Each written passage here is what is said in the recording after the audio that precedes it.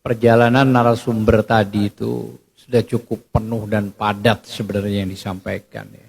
Saya hanya mencoba untuk mengingat kembali sejarah orang kurus yang bisa melululantahkan negara. Ya, coba kita pikir beginilah ya. Mulai dari dia menjadi wali kota, dia pakai gerbong PDI. 2 kali dia berhasil dengan titel Dr. Andes. Dr. Andes.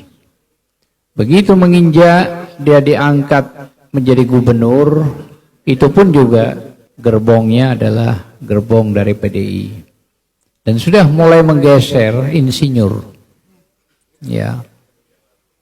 Nah, selanjutnya dinaikkan menjadi presiden gerbong PDI 2 kali, bahkan terjadi di dalam itu persoalan yang sangat serius. Dia mau 3 kali, rupanya Bu Mega nggak mau. Cuman begini, masa iya ya PDI sebegitu besar itu dirapuhkan dengan cara permainan si kurus ini gitu loh maksud saya. Ini saya kadang-kadang bagaimana ya PDI ini ya, saya bilang. Sangat rapuh gitu ya, tidak berani memecat padahal ada ADART-nya, anaknya juga masuk, ya kan, menantunya juga masuk. Nah sekarang dikencingin lah istilahnya. Bagaimana ya? Saya kadang-kadang di mana letak ya? Maksud saya itu di mana letak marwahnya seorang Megawati dan PDI? Kok tidak berani gitu loh ya melakukan upaya dan langkah padahal ada ADART-nya. Sekarang malah berkembang kembali. Seorang sekjennya juga sudah diperiksa. Ya kan, dengan menyita HP-nya, tidak mengembalikan hasto.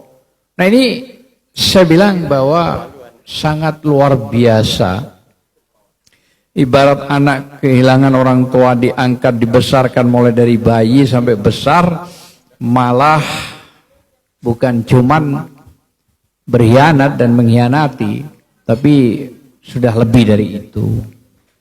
Jadi kalau kembali kepada proses yang memang IKN, memang suara terbulat adalah, udahlah stop, udahlah hentikan.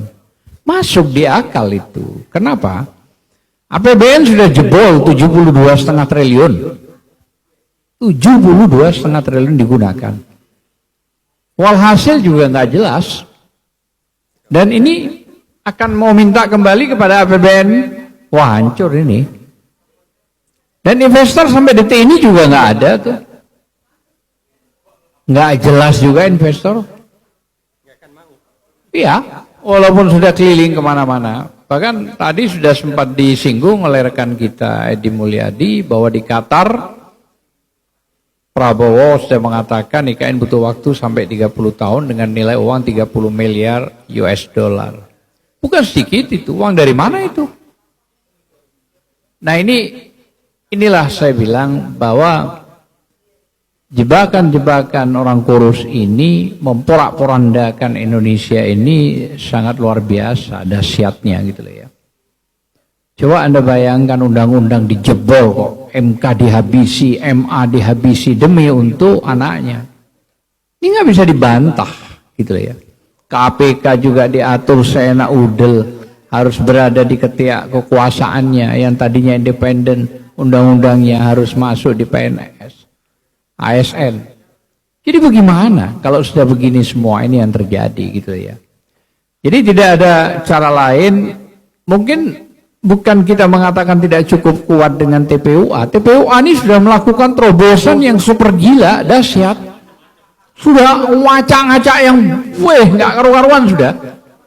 Ya, bicara tekanan itu sudah luar biasa dari mana-mana gitu ya. Tapi sampai detik ini juga TPUA ya malah lebih gede sekarang di belakang gambarnya yang dibuat nih. Jadi harapan kita bukan cuma TPUA. Kalau ada lembaga-lembaga yang lain bersatu, maksud saya itu tujuan utamanya.